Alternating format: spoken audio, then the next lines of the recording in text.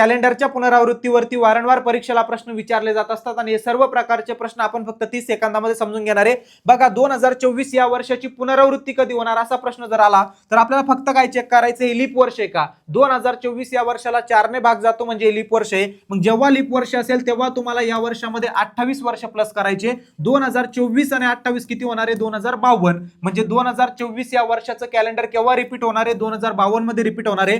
त्यानंतर लीप वर्ष प्लस 1 वर्ष असेल तर तेव्हा तुम्हाला 6 वर्ष प्लस करायचे। 25 मध्ये 6 प्लस केले तर 2031 आपलं उत्तर येतं। जेव्हा लीप वर्ष प्लस 2 किंवा लीप वर्ष प्लस 3 वर्ष असेल तर तेव्हा आपल्याला त्या वर्षांमध्ये 11 वर्ष प्लस करायचे। म्हणजे 26 मध्ये जर आपण 11 प्लस केले तर 37 होतात आणि 27 मध्ये जर प्लस केले तर 38 होतात। अशा पद्धतीने सोप्या कन्सेप्टने तुम्हाला कॅलेंडरचं जे काही रिपीटेशन आहे ते करता येणार आहे। आता ही कन्सेप्ट लक्षात आली असेल तर 2031 या वर्षाचं कॅलेंडर नंतर कधी रिपीट होणार ते तुम्हाला कमेंटमध्ये सांगायचे आणि अशाच ट्रिकसाठी आपल्या डिफेन्स फॅक्टरी अकाउंटला फॉलो नक्की करायचंय।